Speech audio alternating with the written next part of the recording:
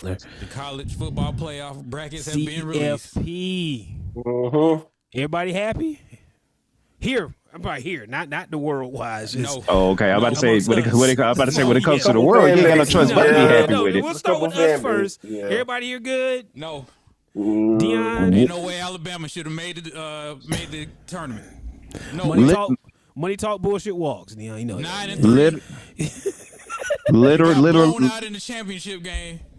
literally, I could break it down. I could literally break down the playoff committee selection, the reasoning behind the reason why this is the 12-team playoff that we have. When you sit down and think about it, you can pretty much put one and one together. I can start with Alabama. Whether or not I was rooting for Alabama to make it into the playoff, we're not going to get neither nor here or there. You pretty much people that know this, know me or whatever, they pretty much know where I stand on that. But other than that, number one, Alabama is in the college football playoff because Miami is. Well, we'll start with Alabama. Alabama is in at number 9 because they're 10. Yeah, they're going to be playing. They're going to be playing Oklahoma in the first round for a rematch. Oregon. Am I reading the wrong thing? No. Oregon's. And they probably going to lose. I'm looking Yeah, at Alabama. shit. Yeah. You probably in the wrong one. Oregon's got James Madison, the Dukies. James Madison. And Alabama is in against Oklahoma. Dog shit. Don't do that to the Dukies, man. My bad. But don't do that to them. They've had a great run for the past couple of years since they've been eligible to play in bowl games. They've worked their way back into it. They're 12-1. So another team that worked their way into it. But starting with Alabama, the reason why they are in there at 8-3 because yes, they made the SEC championship, but if Alabama out of the 3 teams that were at large to get that final bid, which was Alabama, Miami, and Notre Dame. Alabama trumps you could say that the reason why they are selected to be in this in one of those spots is because of their quote straight to schedule. They had about they beat 4 or 5 ranked opponents. They beat Georgia early in the year, which is their at Athens, which was probably their best win of basically of the year and everything like that. And so they went on the run. They did lose to Florida State at the top of your first game of the year. Everybody wrote them off as being dead, but they went on that run of beating Georgia. They beat Vanderbilt when they were ranked. So their strength of schedule put them in position to basically make the playoff. And then even with the result of the SEC championship, in the real world, you would think that being that they got trounced like that, they can't make it. They're not ready for this. But if you put them out with that strength of schedule, you set the precedent that the conference championships games don't matter. If Alabama doesn't get in and Notre Dame and Miami gets in without playing a conference championship game, your conference championship games become a meaningless factor at this point. Mm-hmm. That's what the playoff committee was thinking, and that's the reason why Alabama is in. Now, so that explains that. Basically, even though they got their ass whooped, that was said, and then of course the perfect storm of it being an SEC championship game. That's supposed to be the number one conference championship game when it comes to the playoff committee selection process. Biased or not, they're going to use that as precedent to whereas that if they're out of there, even though they made the conference championship with that strength of schedule, that's as precedent that teams are going to be like Lane Kiffin said a couple years ago, conference championship games are no longer going to matter. That's why Alabama's in. So with that said, I'm guessing the formula is win your conference. If you win your conference championship, you get an automatic bid, right? Ain't that how it is? With the Power Four. Power Four. So that's the SEC, Big 10, Big 12, and ACC. Yes. Okay, so I'm just trying to understand the rule. Look, y'all, we all gamers, and the only way you can dominate a game, you got to know the goddamn rules. So the four winners get an automatic bid. Now that it's not an automatic bye week, it's just an automatic bid. You're in. That there. Then showing up in your bowl game, your conference bowl game helps too, depending on your schedule. I mean, that schedule, your record, right? Ain't that the second rule, kind of, what we going by? Your record factors into it, which ties in Tulane and James Madison as it being, with them winning their conferences, and both of those teams being ranked. James Madison, I think, at 25 or wherever they were. Yeah, they were in the polls throughout the season. Yes, they're ranked. They're a ranked conference champion, so that factors into you getting into that playoff as well, whether you're in the Power Four or the other conferences. So that's the reason why Tulane and James Madison was able to get into it. And on the flip side to that that's the reason why Duke didn't get in, because even though they were 7-5, That's what messed them up. They were never They're ranked. not ranked. Their record, They're not ranked. They were never ranked during the regular season. Also, so who they lose to? Who they play? They lost to Virginia. If Virginia went, Duke is not. Nobody's the playoff committee knows better than that.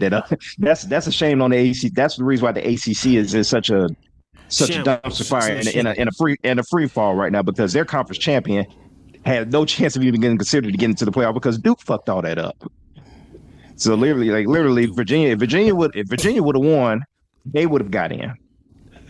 Being at 11, Virginia would have got in. Duke beat Virginia. Yeah, Duke upset. There we go. Okay. Duke upset Virginia, and at that point, when Duke beat Virginia, that the playoff committee's I guess their reason is been like, okay, the ACC is trash. We're not putting any of them motherfuckers in. Yeah. Okay. That's basically that. Okay. Yeah. Okay. So it's just so you win your conference championship, you should get in, but if you got to have, but then your record. And then it's all politics, man. This is confusing. They don't care about none of that. They pick who they want to get in there, man. Well, Deion, some of it, okay. Come on now, like they change the rules every year. Well, that's what I'm trying to state the rules or some blueprint. The criteria, yeah. Also with the ACC, also with the ACC, they still go by the Coastal and the other divisions. So basically, the ACC is still on the old format of not taking the two best teams to play in the conference championship. They still got their tiebreakers. Yeah, their tiebreakers are different. They had different tiebreakers, which threw that into a whole different tailspin. So if Duke did not do what they did, as in taking care of business and upsetting Virginia last night, you might have a different scenario. Alabama might be left out, or Notre Dame might still be able to get in, or because Virginia would take that one spot, but that will also leave James Madison and Tulane also not getting in either. Because remember, the original idea of expanding the playoff was to give the non-power conferences those teams a chance to get in and to prove it to be a Cinderella story. So that's the original idea of it. But now you got teams like and fan bases like say Texas, Utah, BYU. They're complaining, saying that we don't have the best teams in the 12-team playoff. But wasn't that the spirit of forming the 12-team playoff to give those teams a chance to get in? Win your goddamn games. Win the games. Win the games. And that goes to Miami and Notre Dame. Both of those have been fighting for that final spot for the whole season after they dropped the 2 losses. And so at the end of the day, Miami and Notre Dame, they played at the beginning of the season in one of the, in a big time matchup, week 1. Miami was able to win in the head-to-head matchup. That's what Miami's argument was throughout the whole season, because Notre Dame was ranked ahead of them through the whole season until, of course, this morning when Miami was able to, pass Notre Dame, and Notre Dame gets left out, which now sets the precedent to whereas now you're going to see all these schools, blue chip schools, Michigan, Ohio State. That sets the precedent to whereas that. Why are we going to schedule like a high-profile, top-ranked matchup at the beginning of the season if it could hurt us in the long run? That's Notre Dame's argument, because they got bit in the ass for that. And I'm going to add them to that, Lonzy, which is why Alabama switched their games around. They, I think for next year, they were supposed to play somebody, but they moved them all the way back. Yeah, they moved it all the way back to like they were supposed to, 2028 or something like that. I saw that. They were supposed to play South Florida, which they've struggled against the past couple of years. They said, "No, we ain't playing y'all. We're gonna flip this. They're gonna play UT Chattanooga next year, early in the matchup." And South Florida is again scheduled all the way to 2032. So that's now you're gonna get back to having these cupcake matchups. And it's not gonna be high ratings bonanza week 1 anymore, because your big teams that are playing for later in the season don't want to get penalized for it. That's what happened to Notre Dame. Kind of, sort of. Got to win. The SEC next year, they moved to a 9-game schedule. So that's one more week everybody going to beat up on it. So a lot of them, you won't see Georgia playing like Charlotte. You won't see Alabama playing like Kennesaw State. So it's going to be another SEC game that week. So it's going to be. And I wanted to throw this in there too, because I saw people bring it up. When it was the 14 playoff, Georgia got penalized. Yeah. For losing. Yeah. They got penalized for losing in the championship game by 3 points to Alabama. They didn't win their conference championship. See, at that time, it mattered to us. All you got to do, you got to win the conference championship. Got to win the game. So, like I said, they moved the needle and they moved the goalposts on certain things. But I remember that year we got penalized. Daniel, shout out to the great author S.C. Hinton. That was then. This is now. Exactly. Like they say, if you move it to 16 teams, you move it to 20. Somebody gonna have a reason to complain. Yeah, and it's always gonna be about who can get in. College football turned into soccer. Week 1, it's turned into soccer. It's just gonna be a big tournament, man. Yeah, it's gonna be just NCAA tournament basketball. Yes, they need to follow. They need to follow what soccer doing, FIFA and all them shits, man. Just week 1, man. Just shit. But it's gonna go to 2014. It's gonna go to 2014. It's crazy. But I do say, I'm with those coaches. I think they should end it before January. Like the champion, you should end the season before January 1 or on January 1. You know, that should be the last. It should be a cutoff date because I know going over to the new year, it kind of throw off recruiting and stuff like that. Hell, getting a coach now. Because you be out of that. Recruiting was, National Signing Day was bananas this year too because of all the craziness with the coaching carousels going on. Commitments were just flipping left and right, and decommit to. Still don't know they're still gonna go to this school, man. Yeah, a bunch of craziness going on. Look at this game. James Madison playing Oregon. They're gonna get the Oregon gonna kill those guys, right? Never know. Come on. I'm just asking. Even though they're one top 10 man. Where's the school at? See? Where's the school They're in Virginia, I believe. That might. Yeah, it's gotta be somewhere to James Madison. They're Virginia. Good shot, Lonzo. Good history. They recruited me when I was in high school. I got letters from them. Hey, that's what's all right. And then Tulane and Ole Miss. Green Wave. Okay, good going, Lonzo. Nice contribution. The Green Wave. Which they played Ole Miss early in the season. They got beat 34-16 or something like that. So there's that match, that rematch. But like I said, they deserve their shot. They won their conference. They were ranked at the end of the season. They deserve a spot in the 12-team playoff. By criteria, they should have. Yeah. So they kind of, they should have all fucked up. What did John Gruden say in that video? What did he say to do? What did he say how to fix this shit?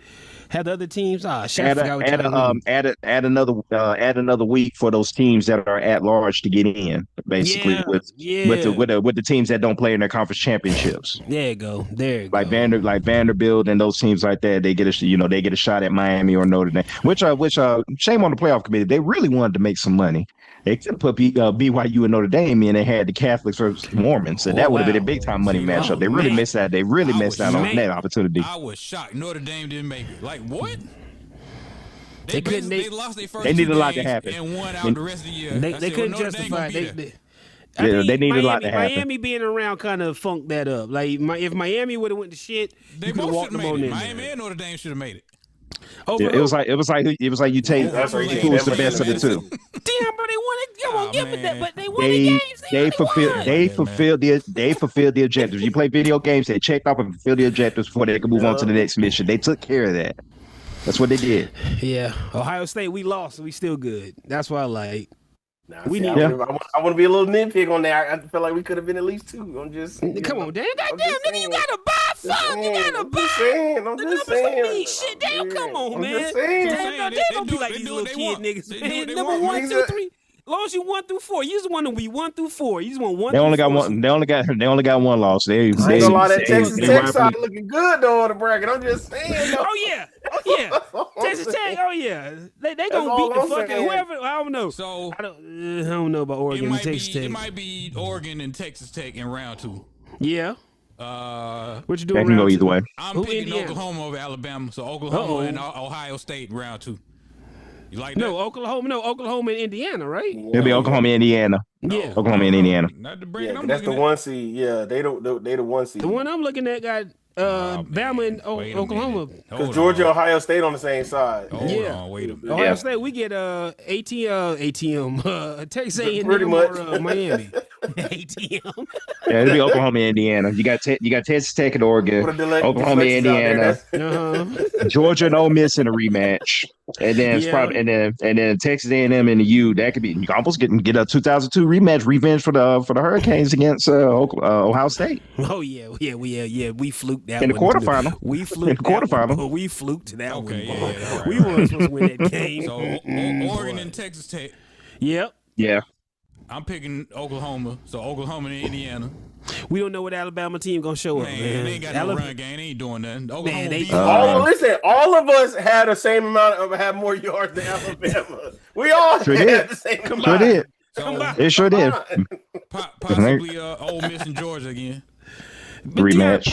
Stop. Take that possibly out, nigga. Come on, man. You never know. They don't have Lane Kiffin no more. You play to win the game. That's why. Too much going on. You don't know. All right, okay. Too late for the upset. I'm picking Miami over Texas A&M. So Miami and Ohio State. Oh yeah, we beat shit those guys. Nah, I don't know about that. Shit me. We beat shit those guys. I don't know about that. Okay, all right, that's fine. Ohio State is literally in the don't awaken the sleeping lion situation with them losing that game now. Yeah, like I said, with them. We needed that loss. Let me tell y'all something. I ain't said this all year, but my biggest fear all year was having our young quarterback having to make plays because he's just not there yet. You know what I'm saying? You can clearly see we can reopen this conversation next year. This time, clearly, him being the second-year starter, more familiarity. Him and Ryan Day and the offensive, staff, they'll come up with more things he's comfortable with. But last night, I was like, oh shit, he's struggling against his own defense. You saw that boy pumping. He didn't know where to throw the ball to. I was like, yeah, he just ain't there yet. And I was like, I always say I didn't want to see him in no shootout, and I didn't want to see him in no strenuous close game. And my fear. Yeah. But then again, it's that shit was scary. You got but clearly, but how many teams got some dogs on them? Oh, okay, but how many? Okay, and clearly, Georgia, Ohio State, Indiana, those are probably the three best defenses in college right now.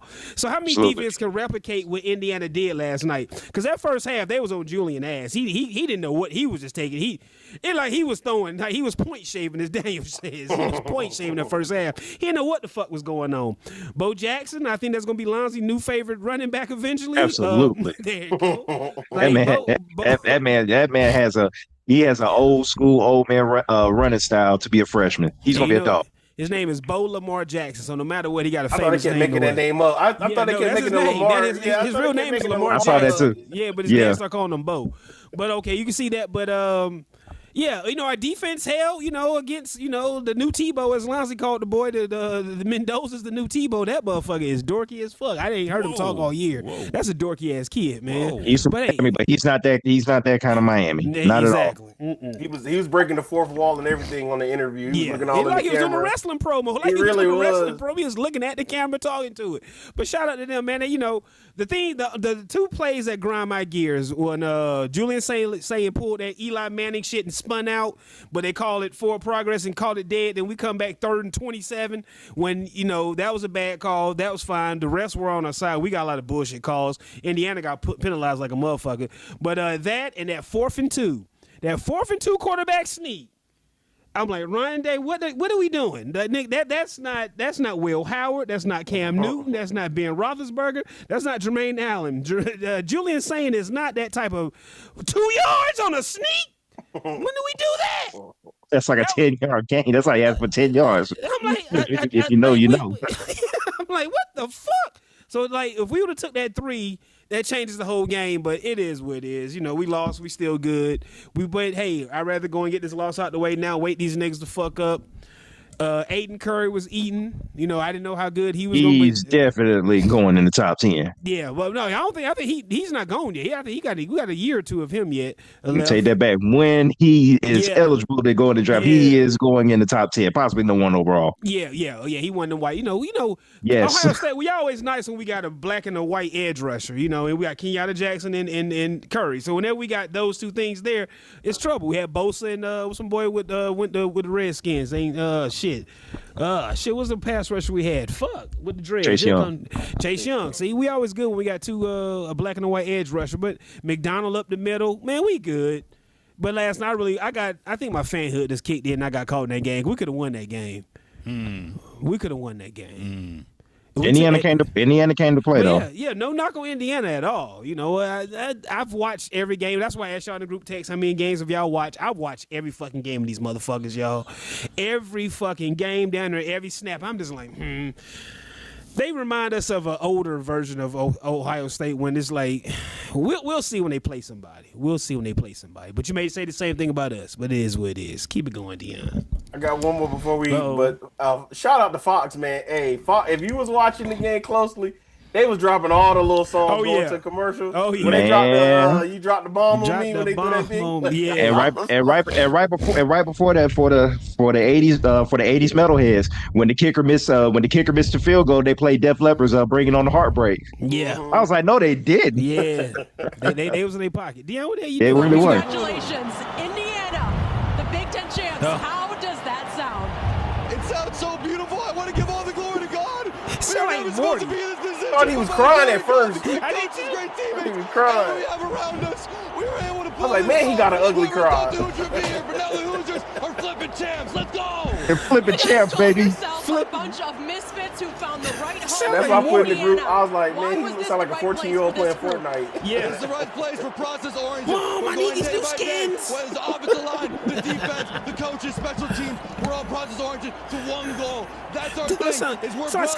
We can drag teams into the defense. No, he didn't. Because we know that we're going to stick together, and we're the strongest. I'll tell you exactly what he sounds like. Tell me about finding Charlie Becker, third down, 2 minutes to go. We talk about Heisman moments, but take me through that one. Close your eyes and listen. He's been every single day in summer. We were always there before practice. Close your eyes and listen. Sundays, doing spots, doing routes. He did. Great value, Tim Tebow. Great value, Tim Tebow. Such a young man as well as our defense. Close your eyes and listen. Everybody just, what an incredible moment. Congratulations. Enjoy it. It is. He's from the. I was like, I never heard the man talk about it. I was like, what?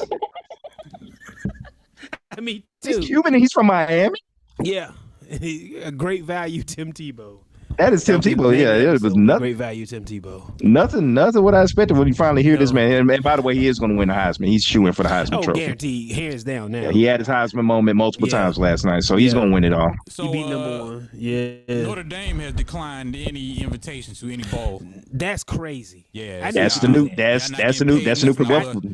I didn't know teams can just say fuck this. I didn't know teams could just say fuck this. They're going to get for them. That's crazy work. Yeah, they're doing that. They normally don't.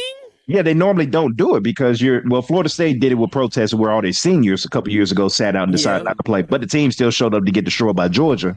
But you've never seen a team. You've seen the team probably before just decline. No, they decline bowl games all the time. But that's normally like the Tech Slayer Bowl or this and that. We're just not going to play and go find another team. Yeah, but a major program.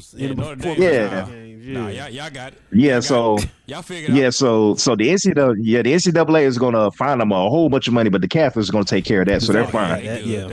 So that's why they're doing it. They're not worried about it, but this is going to set a precedent. If you screw us over, we ain't coming to your bowl game. Damn. They would have played in the Pop-Tart Bowl. That's what they. That's a fun game. That's a fun game. That's a fun game. As a matter of fact, that's what. Yeah. Hit the horns.